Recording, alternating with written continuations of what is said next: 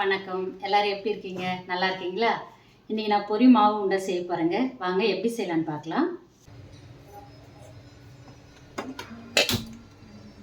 அடுப்பு ஆன் பண்ணிக்கலாம். நல்லா சூடானதும் அரிசி போட்டு வறுத்து எடுத்துக்கலாம். 2 டம்ளர் அரிசி எடுத்திருக்கேன்.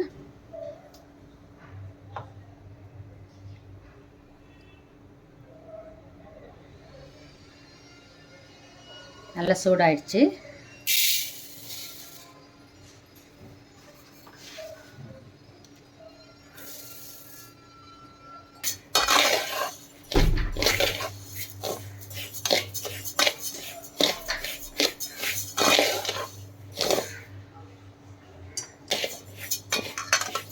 அரிசியை வறுத்துட்டு நல்லா ஆற விடணும்.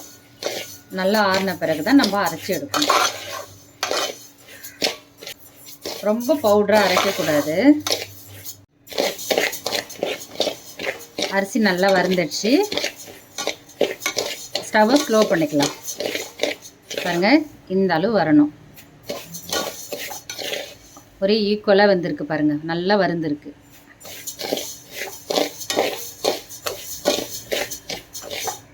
அவ்வளோதாங்க. இதை தட்டில் கொட்டி ஆற வச்சிடலாம்.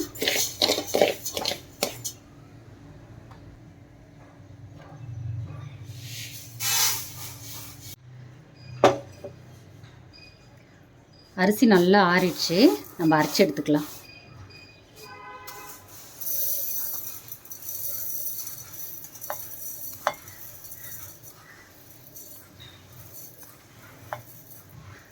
பாதி பாதியாக போட்டு அரைச்சிக்கலாம்.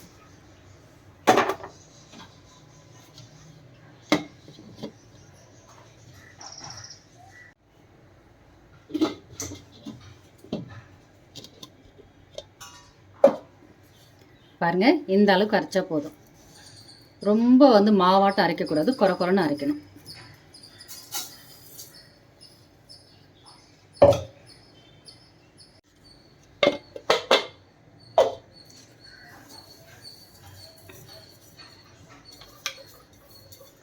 அவ்வளோதாங்க, மாவுலாம் அரைச்சாச்சு. இப்போ பொரி மாவு உண்டை செய்ய ஆரம்பிக்கலாம்.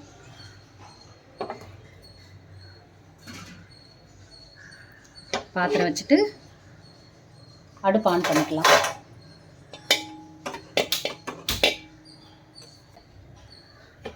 ஃபஸ்ட்டில் நம்ம நெய் போட்டு முந்திரி பருப்பை வறுத்து எடுத்துக்கலாம். முந்திரி பருப்பு, தேங்காய் வறுக்கணும். அதுக்கு நான் ஜிஆர்பி நெய் எடுத்திருக்கேன். ஜிஆர்பி நெய் ரொம்ப நல்லாயிருக்கும், ரொம்ப வாசனையாகவும் இருக்கும். இதில் செஞ்சு பாருங்கள், சூப்பராக வரும். முந்திரி பருப்பும் தேங்காய் வறுக்கிற அளவுக்கு நெய் ஊற்றிக்கலாம்.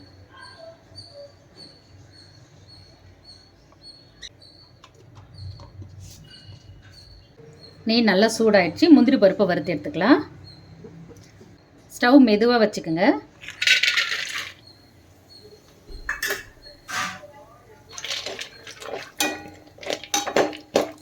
நம்ம எவ்வளோ முந்திரி பருப்பு போடுறோமோ அவ்வளோ நல்லாயிருக்கும்.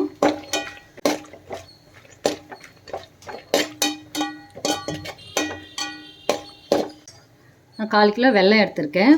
ஒரு தேங்காய் முழுசாக எடுத்திருக்கேன். ஒரு 5-6 ஏலக்காய் எடுத்திருக்கேன். தேவையான அளவுக்கு நெய்யும் எடுத்திருக்கேன். முந்திரி பருப்பு ஒரு 100 கிராம் முந்திரி பருப்பு எடுத்திருக்கேன்.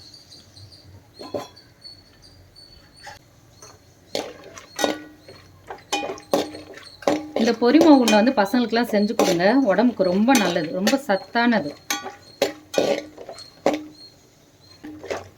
தேங்காயும் நம்ம எண்ணெயில் வறுக்கிறப்போ உண்டை கெடாமல் இருக்குங்க. மறுநாளைக்கு கூட வச்சு சாப்பிடலாம்.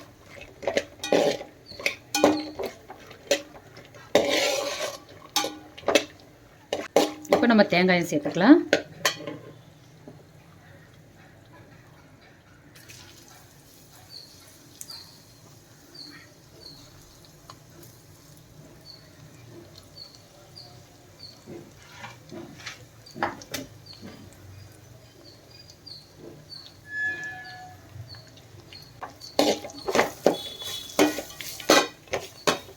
நெய்யில் தேங்காவும் முந்திரி பருப்பும் வறுத்தா ரொம்ப நல்லாயிருக்கும். அந்த உண்டைக்கு ரொம்ப டேஸ்ட் கொடுக்கும்.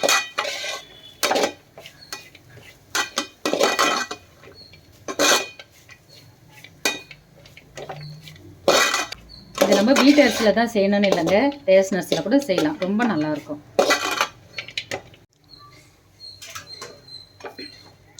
தேங்காய் முந்திரி பருப்பு நல்லா வறுந்துச்சுங்க. இதை நம்ம எடுத்துடலாம்.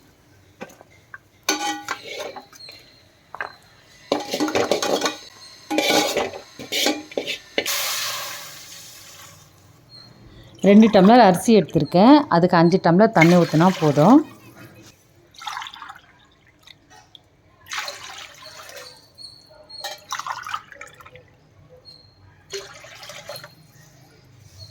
தண்ணி கொதிச்சதுக்கப்புறம் வெல்லத்தை துருவி வச்சுருக்கோம், அதை சேர்த்துக்கலாம்.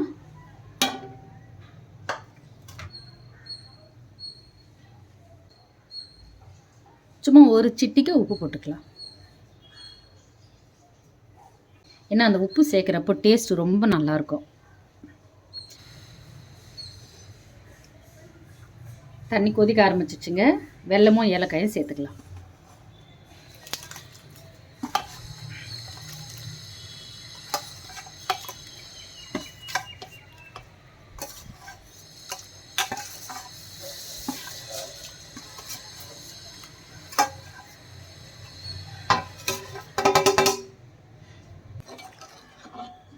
வெல்லம் கரைஞ்சிச்சு. இந்த தண்ணி வந்து நம்ம வடிகட்டிக்கலாம், ஏன்னா வெல்லத்தில் மண் இருக்கும், அதெல்லாம் நம்ம வடிகட்டி செஞ்சுக்கலாம். ஏலக்காவோட சாரம் இதில் நல்லா இறங்கிட்டு இருக்குங்க.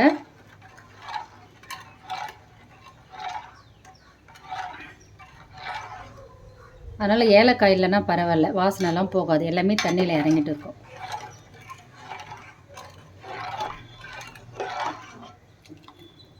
பாருங்கள், நல்லா கரைஞ்சிடுச்சு. இப்போ நம்ம எடுத்து வடிகட்டிக்கலாம்.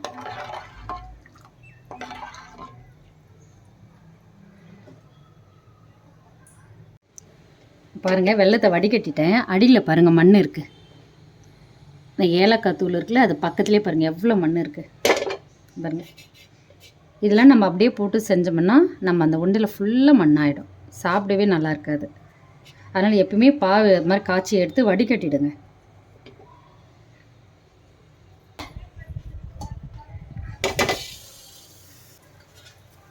வடிகட்டி வச்ச தண்ணியை வந்து இதில் எடுத்து ஊற்றிக்கலாம்.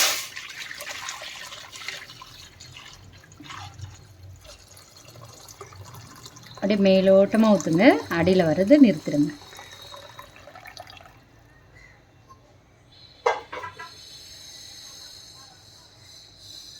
உங்களுக்கு ஏலக்காய் திரும்ப போடணுன்னா கொஞ்சம் போட்டுக்குங்க, ஒரு 2-3 தட்டி போட்டுக்குங்க. ஆனால் இந்த தண்ணியில் நல்லா வாசனை இருக்கும்.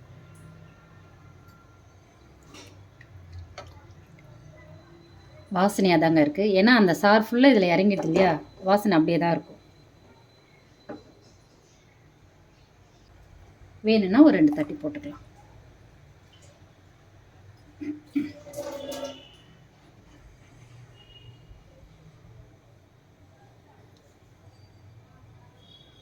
மாவு கொட்டி கிளறப்போ அடுப்பு மெதுவாக வச்சுக்கணும், இல்லைன்னா சீக்கிரமாக தண்ணிலாம் இழுத்துக்கும், மாவு வந்து வேகாது. கருத்த மாவு தான் இருந்தாலும் தண்ணியில் வேகணும், வெந்தால் தான் அது நல்லாயிருக்கும். ஏன்னா நம்ம ஒன்றும் பாதியமாக அரைச்சிருக்கோம் இல்லைங்களா, அந்த கொஞ்சமாக அரிசியாக இருக்கிறது தண்ணியில் போட்டால் தான் வேகும்.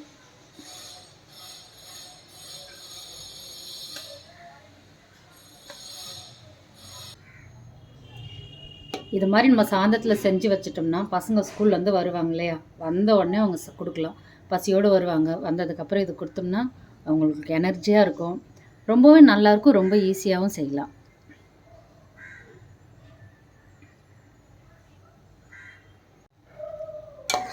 தண்ணி நல்லா கொதித்து வந்துடுச்சு. இப்போ மாவை சேர்த்துக்கலாம், மெதுவாக சேர்த்துக்கலாம், அப்படியே கொட்டாதீங்க.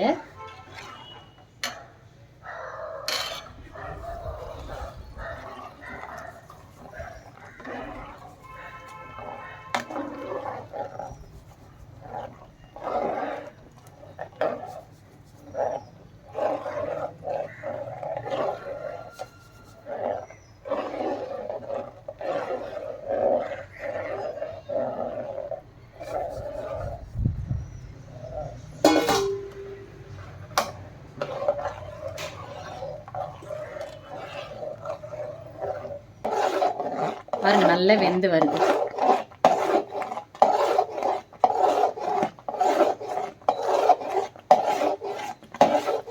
கொதிச்சு மேலே அடிக்குங்க, மெதுவாக வச்சுக்கங்க, கொஞ்சம் தள்ளியே நில்லுங்க. வறுத்த முந்திரியும் தேங்காயும் சேர்த்துக்கலாம்.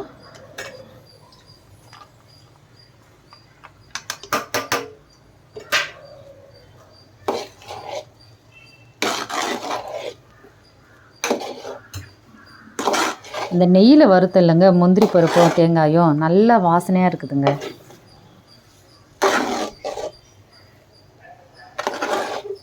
கிளாஸ் அரிசிக்கு 5 கிளாஸ் தண்ணி வச்சுருக்கேன். நம்ம எந்த கிளாஸில் அரிசி எடுக்கிறோமோ அதே கிளாஸில் தாங்க வைக்கணும்.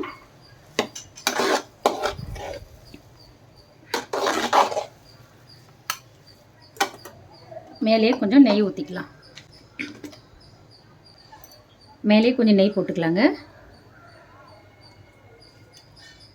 அவ்வளோதான், போதும்.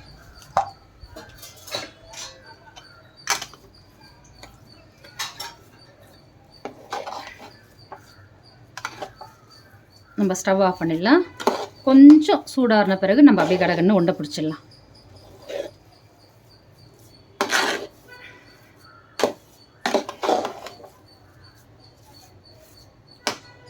ஸ்டவ் ஆஃப் பண்ணிடலாங்க. முடிஞ்சிடுச்சு. இப்போ உண்டை பிடிச்சிடலாம். அவ்வளோதான். கொஞ்சம் சூடு ஆறிடுச்சு. உண்டை பிடிச்சிக்கலாம்.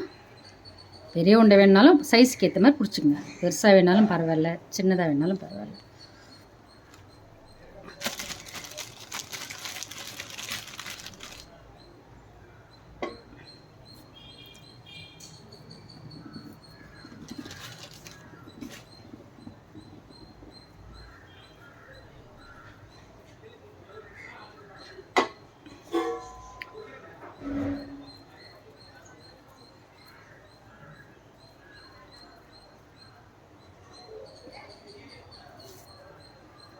ரொம்ப சூடாக இருக்குது.